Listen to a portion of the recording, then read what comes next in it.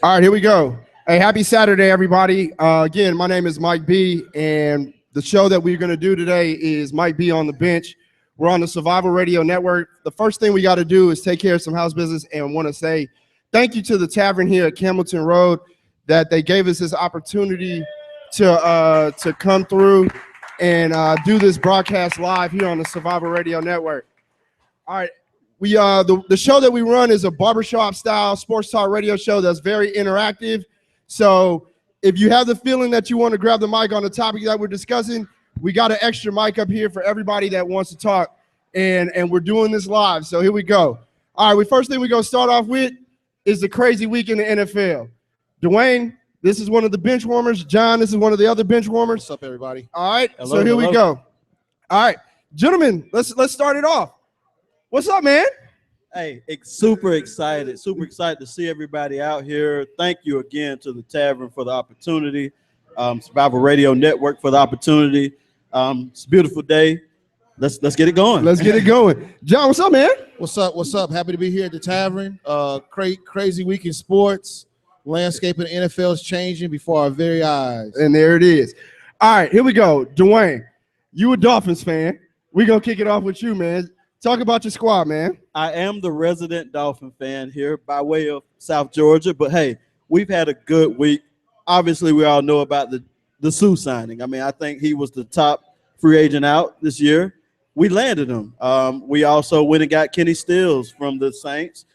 Got rid of Mike Wallace, but I'm okay with that. I mean, I think the upside for Kenny Stills is far better than what we were going to get from Wallace. So really good free agency period for the Dolphins. Now Tannehill has something to work with. Let's see what happens. So you're saying that Tannehill finally got some defensive weapons. I'm not sure if he got anything on offense. No, he did get Jordan Cameron. He got Jordan Cameron from USC, and I had to throw that in there. But the big thing is having Ndamukong Suh. What do you think Suh's going to do for the Dolphins down there in Miami? I'll tell you this. Suh is by far the best interior lineman in the game right now. We're in the division, the AFC East, that has some runners now. We have the Jets and we have the Bills we're going against. I think the Bills just picked up LaShawn McCoy. So obviously the run stop is going to be very vital in that division in particular. Right. So he just changes the entire dynamic of a team he has to play 2 times a week. 2 times a year. Yeah, 2 times a year. And, that run-stop dynamic is just going to be huge. It also provides a culture for the Dolphins now. Suh is known as a mean and nasty guy, and sometimes as a team, you need that identity. Yeah, and he definitely do. John, step in. What's your thoughts on the Dolphins? Or even, how about this? What's your thoughts on the AFC East? There was several different things that happened on the AFC East. That's just what I was about to say. I think it's important that the Dolphins got a good player on defense or the biggest domino to fall with how the AFC East reloaded this week with, the running back situation in Buffalo. And then, of course, one of the big shockers of the week with New England trading Revis Island, and then the Jets picking him up and then getting Kamari reuniting. So it's like they reunited.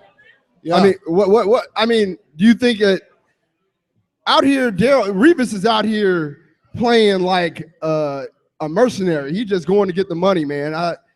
I don't know, man. What do you think his thing going back to New York is going to be like? I think New York's defense is going to be very, very scary. I think they're going to they got a defensive coach. I think they're going to sit in the house at you, and they're going to let those guys cover. And, that's trouble for any quarterback in the NFL, no matter how good you are, when you got great corners on both ends. No, I'm with you 100%.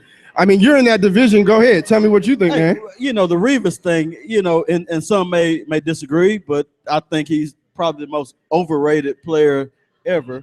But I will say this, he's saying he's coming back home. Little does he realize a few years ago it was a pretty ugly breakup with the Jets, and so now you're coming back home and you're just so elated to do so. So to your point, Mike B, money. I think he's just chasing the money right now, and I think as a player and as an adult, you want to seek the best opportunity financially. But again, the Revis stuff, I just don't know if it has that big of a say in terms of how the business is going to happen. I'm with you right there. You're listening to On the Bench. We're here live at the Tavern here at Campbellton, and we're just sitting here discussing the AFC East at the time. Let's think about this, man. Yeah, let's think about this. I mean, Revis overrated. I mean, did you watch the playoffs last season? Revis is pretty much a shutdown corner for the Super Bowl champion New England Patriots. And I get it. I mean, get it. I get it. I just overrated? think I mean, I'm not a Revis fan. I mean, what are you saying? I'm not a Revis fan either, but I think Revis is definitely a special cornerback. He gets the job done. I've seen him do it over the years. In the playoffs, he played outstanding. So I mean, the Jets are a scary team for me. I don't think he's more overrated than a player, say like Reggie Bush. Whoa, Reggie Bush is a champion, like just like Revis, man. Hold on, slow down. He's a champion, is he not? He may be a champion, but is he not a Pro Bowler also? He played the role at Revis, not as many times as Revis.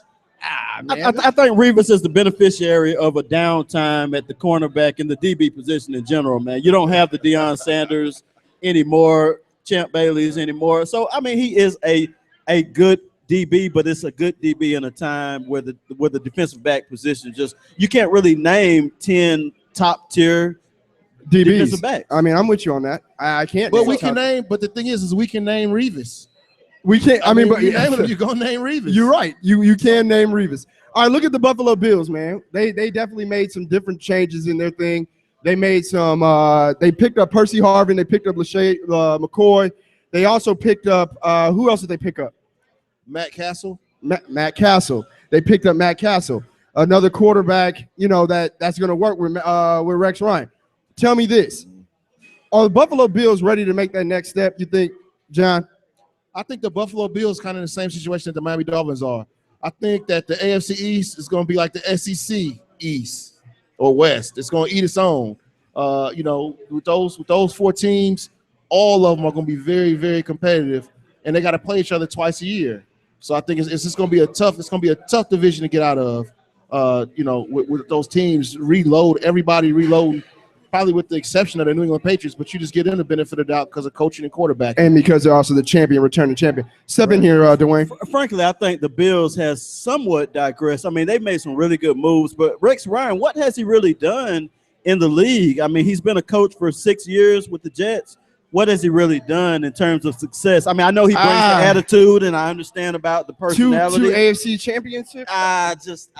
I don't know, but how long? That was 6 yeah, years I mean, ago. it was quite some time. What about the last 4 years for that organization? I guess what I'm saying is that the Bills are they can be good. I just don't know if they're still quite until you figure out that quarterback position.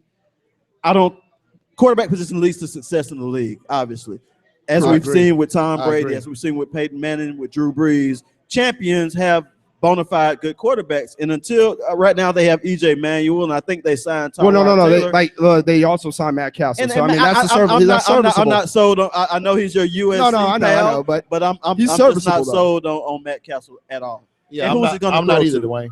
I mean, but Sammy Watkins, he you got Sammy Watkins, you got Robert Woods, now you have Percy Harvin, and you got LaShawn McCoy. That's a solid offensive weapons. All he has to do is get him the ball. I think that's premier, if you ask me. I need to see it on that field. I mean, we're definitely gonna get a chance to see it.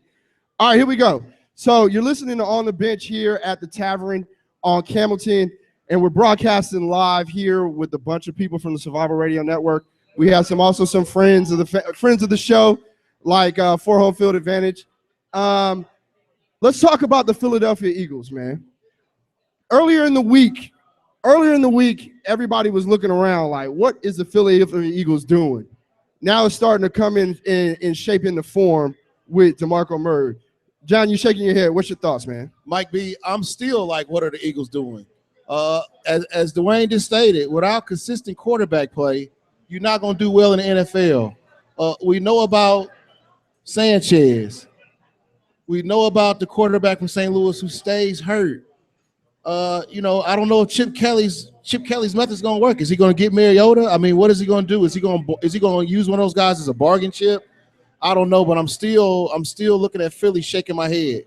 And see, this is the thing with the Eagles, man. I think Chip Kelly believes that he's the smartest person in the room, and I just don't know if he's the smartest person in the room. Dwayne, tell me what you think about the Philadelphia Eagles situation. I mean, the Eagles at the beginning of the week, obviously with the McCoy being released and traded or what have you, I was shaking my head. But then they pick up DeMarco Murray. At the end of the day, his quarterback play 2 years ago, they thought they had it figured out with Nick Foles. They thought they had it figured out, and now he's no longer with the team. So again, it all leads back to quarterback play. DeMarco Murray is a huge pickup, interdivision opponent from Dallas, but I just don't know if they're even ready to go that next step yet. Who? The Eagles? The Eagles. Yeah, I mean, they're in a division where the Cowboys are going to be okay, but it's a winnable division. But again, quarterback play. Did they get Bradford? Is that who they picked up? They picked up. Now they got. So it seems like we've seen that story. I mean, they got the Oklahoma backfield from like 2008. Yeah. I mean, we've seen the Bradford story, so I cannot put much stock in that. They got the Oklahoma backfield from 2008, but they got a running back who had 392 carries last year. How many times have you seen a running back have that many carries and have a successful next season? And I think that's why they also signed Ryan Matthews, a fantasy killer. Wow. Who? Exactly. Ryan Matthews. All right. So, I mean, that's the Philadelphia Eagles. The question I want to ask, is there any Philadelphia Eagles fans here? Because that would give us a chance where they can explain who their team is. Is there any Eagles fans in here? I don't think there's any Eagles fans in here. All right. Donovan McNabb fans. Come on. There's no Philadelphia Eagles Ron fans. Jaworski. I don't know. I mean, they let go of Macklin. I don't know what they're going to do with the receiver position. Yep. I know they have Matthews, the other Matthews that came out of Vanderbilt, and I mean he's solid, but I don't know if he's a one. I'll say this, not to slight DeMarco Murray's accomplishments this past season, but that Dallas offensive line, for one, they're huge and they're athletic. I don't know if Philadelphia's offensive line matches what he had in Dallas, and I'm not devaluing what he did as a player this past season. Phenomenal season. But that's one to think about. That line for Dallas, by far, in my opinion, was the best line in the NFL. Going into the next season, I'd rather had a line than a running back. I'd rather had an offensive line they had than a running back after 392 carries. So I think McFadden might have a breakout season this year compared to the rest of the seasons. But that offensive line went straight to work. They're young. We're gonna see. Go ahead. What'd you say? All right, come back. All right, hold on. We got somebody that want to talk. Come on, man. We love fan interaction. We love fan interaction. Yes, sir. Turn off. It's turned off. Hello. Yeah, go ahead. I said that the Dallas Cowboys are going to draft the. Hold on. First, who are you? My name is Marlon Copeland. I am a part of 4 Home Field Advantage There it Sports is. Talk.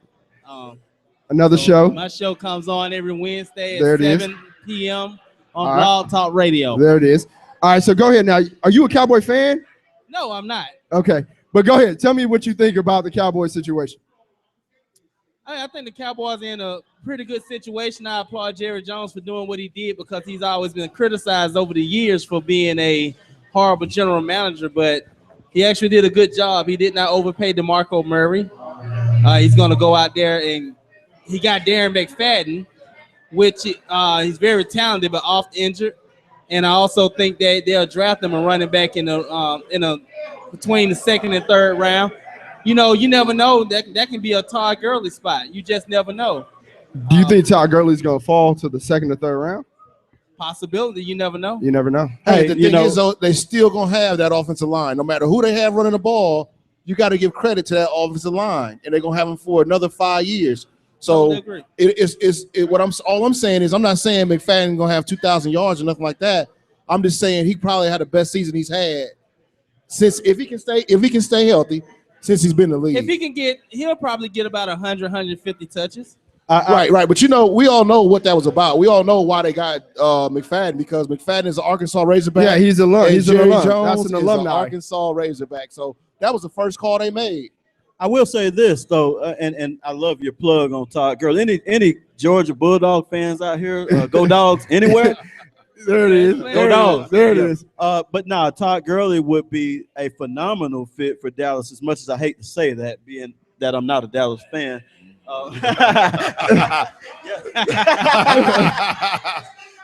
But he would be a heck of an asset for a team.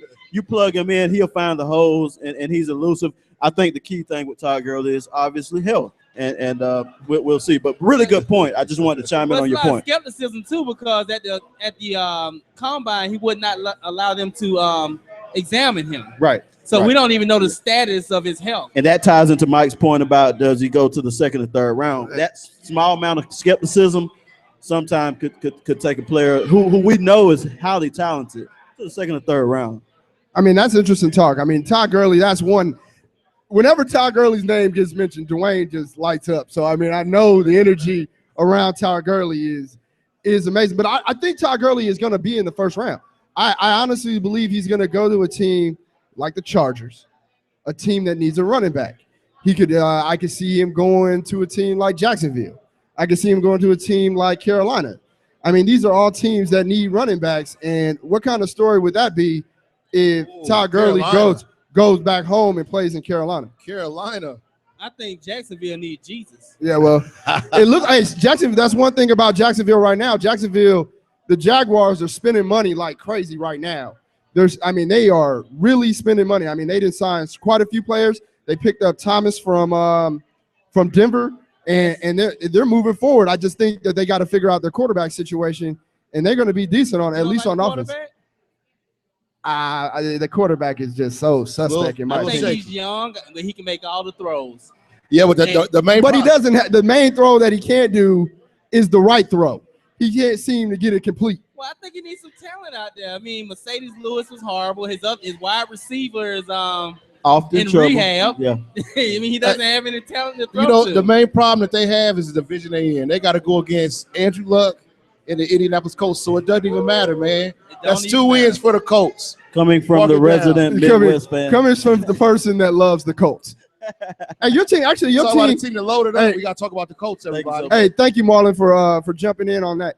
All right, but listen to this. I mean, let's talk. You know, the Colts made some moves this week too, man. Go ahead and talk about it, man. The U North. We had 2 of the U standouts with awesome running back and Frank Gore, and possibly he had a couple down seasons. But Johnson, I mean, coming up being a second receiver in Indianapolis with T.Y. Hilton, I mean, and you have Andrew Luck. I think the Colts got better this offseason. I think they did get better. What you think, Dwayne? They did. But but this is the thing. They also picked up a defensive player. They picked up Trent Cole. I mean, that's right. a solid pick. Right. You know, they lost Reggie Wayne, but at the same token, they picked up a solid running back. I guess my one question, and I'm always having questions about these teams and these veterans, how much left does Frank Gore have left in the tank? I mean, he's really a good back. I'm actually a Frank Gore fan. I mean, I love the idea that he played with the same franchise for quite some time. But, I mean, at the end of the day, how much left does he have in the tank? Unfortunately, what happened to Trent Richardson, hey, it's amazing how a person's stock can go from so high to so low real quick. Trent Richardson, any Trent Richardson fans in the house? You a Trent Richardson fan? Seriously? Negative. There's no Trent Richardson. Where's our Bama fan? There's a Bama fan out here. I don't know, but go ahead, John. Oh, I was just going to say, you know, with Trent Richardson and Frank Gore, it's an upgrade. You know, I'll take Frank Gore over Trent Richardson any day. I know what's going on with Trent Richardson. Maybe he can go someplace and, you know, have an upgrade to his career, maybe. I don't know, but I'll take Frank Gore. When you talk about those 2 guys, when you talk about Reggie Wayne and Johnson, they kind of had similar seasons last year. But you got to think, Johnson has been a beast. Yes. He's been a beast. And to be the second fiddle now, you know, I mean, it might help out a lot because when you got a guy on the other side that can stretch the field like T.Y. Hilton, you know, you're a great route runner. I mean, you could benefit from a pinpoint passer. So I really like what they have a nice tight end combo in Fleener and Dwayne Allen. They're in good shape, man. I think Andrew Luck is one of the better quarterbacks in the league. He's sort of the prototypical quarterback. We'll see. Going to be an interesting season in that division. And that's definitely, you know, that's one thing that is going to be interesting. Real quick before we get out of here and leave the football talk alone. Player pass. You picking up Reggie Wayne? Are you picking up Reggie Wayne? I would. I mean, his production was still up last year. I mean, I know we talk about several years in the league and all of this, but if your production is still there, then obviously you're a good player in the league. So I would. I mean, I don't know. Obviously, it'll depend on the price tag associated with it, but in terms of am I going to get production out of Reggie Wayne? Yes, he just produced last year. He did. You're right. Go ahead, John. No, he was. I think he got injured though, didn't he? Yeah, he got hurt. Reggie Wayne got hurt last year a couple different times, but Reggie Wayne, you talking about a Hall of Fame player. So I mean, what you get, you're not only getting a great player, but you're getting leadership in the locker room. So I mean, he's going to be an asset either way you have him. Reggie Wayne, I mean, when he played for the Colts, he was known for coming to training camp in extravagant ways on helicopters and tanks and stuff like that to motivate the team to get them started. I think you're getting a great piece if you're trying to get some leadership in the locker room with Reggie Wayne. All right, here we go. Now let's talk about the Falcons, man. The Falcons talk. Any Falcon fans? Any Falcons fans? All right, Falcons fans are definitely in here. We can see. All right, Falcons fans, are we happy with the moves the Falcons made so far? The hiring of Dan Quinn, yes. Yes. All right. So we got the hiring of Dan Quinn, but has the movement that you've seen, are you happy with the movement? Dwayne, jump in there. Are you happy with the movement that you've seen so far from Dan Quinn and the new Atlanta Falcons? Okay, super job of selecting Dan Quinn. I think that's a win for the organization. I don't know still. I'm not a believer in Matt Ryan. And at the end of the day, some may be. Again, it starts at that position. But have they upgraded at the running back position? I mean, Anton Smith is a very good back when he's in the game. But can you really rely on that? I think they really need to come in. And I don't know who's out there, but they need some impact at that position. They've not had impact at the running back position in quite some time. And I mean consistent impact. No, I'm with you on that. John, what's your thoughts on the Falcons, man? Hey, Falcon fans, that pocket got to be clean. If that pocket ain't clean, you know what's going to happen to sacked ice out there now. So we got to get that offensive line straight. No, not the melted ice. Melted ice. Hey. No, with melted ice, I don't know, man. 6 and what? 6 and what? Yeah, 6-10. Did they go 6-10? Falcon fans, stand up. Hey, Brandon McMillan. Here we go. He's a diehard man, and he, I really trust his opinion on the Falcons organization. So let's see what he has to say. Let's do it. All right, B-Mac is in the building. All right, jump in here, B-Mac. Tell me your thoughts on the Falcons, man. Well, I'm Brandon McMillan. These Falcons, we going all the way this year. All the way where? Falcons fans stand up. We going all the way to the Super Bowl. Where's the Super Bowl this year? So, Falcon fans, rise up. Is it April Fool's already? Is it April Fool's? Now, explain how you're going to the championship, man. We got a new coach. Right. We got a new vision. Right. He'll bring motivation to the team. Right. That's all I got to say. Okay, but this is the thing. No upgrades on defense yet. Say it one more time. No upgrades on defense yet. Defensive starters. Just wait a couple minutes. All right. Tell me why. So you're saying the upgrades you think Claiborne's an upgrade? Yeah, I think Claiborne is an upgrade. But tell me this. Why didn't you guys go after Greg Hardy? Why didn't you go after Greg Hardy? Well, what you say, brother? I know what's going on behind the scenes. Arthur Blank's not bringing any trouble to Atlanta, and that's the problem. And that's the problem. The Mike Vick stink is still on the Falcons, and they do not want to draft anybody that's highly questionable. And that's the problem that the Falcons are going to run into, and that's why you're going to continue to get dogged and drugged. And questionable players win championships. Go ahead. Go ahead. We got it this year. We coming back. I'm gonna say 11-5. 11-5 in the playoffs. You're going 11-5. 11-5 in the playoffs. All right, on 314 at 403, B-Mac said the Falcons are going to go 11-5. That's going to be interesting to see. 11-5. Jump in here, Dwayne. I'll say this. Obviously, we want the Falcons to do well. I mean, it's our home team. I like the Falcons. I'm a Dolphin fan, but I love the Falcons in terms of them being successful. In terms of them being local. I just don't know if they've upgraded enough. First of all, on the offensive line, those were some woes this year. Defensively, Sue would have been super ideal to create some type of intimidating factor on the defense. Obviously, that's a done deal now. But again, I mean, I'm not sure if Matt Ryan is the answer there, especially without a back that will take some pressure off of Matt Ryan. I think Matt Ryan succeeds when everything else around him is going well. There was talk about getting rid of Julio Jones. I didn't think that would have been a good move. So, because you need a playmaker, but then they lost Harry Douglas. They picked up Hankerson, which is a decent move, but it's just nothing to make you think, hey, man, they're going to do it this year. The one thing that the Falcons do have going for them is the fact that they are in the NFC South. It's the worst division in football. Hey, the other thing is this. We haven't seen Quinn go through a season yet, so anything he's doing, you can't say is wrong until the season. You know, you got to see what Quinn does with the Falcons. Living in Atlanta, I mean, I follow the Falcons too. I wish the quarterback would get as much criticism as he deserves sometimes for some of the games I've seen, some decisions he's made. That's all. And there it is. All right, B-Mac, anything you got to say on the Falcons' behalf? One more thing I want to say about the offense. We got a new offensive coordinator. Yeah. All right, so we do have a new offensive coordinator. We'll be rebuilding there. It may be a rebuilding year. I think it's going to be good because we do, for one thing that y'all didn't talk about, we do have the easiest record in the league this upcoming year. Okay. So that may give us some clout too. So other than that, rise up. Rise up. Are you going to still be a Rise season ticket up. holder? You still a season ticket holder? Still a season ticket holder. I ain't let the season tickets go. There it is. All right, my man. All right, so we're sitting here listening to On the Bench here at the broadcasting live from the Tavern at Campbellton. We want to thank them again for allowing us to do that.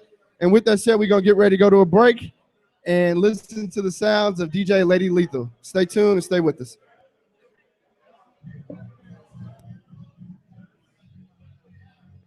Working, baby. It's working. How long on the break? We're going to go about 10 minutes. 10 minutes. Mike, is there a call-in?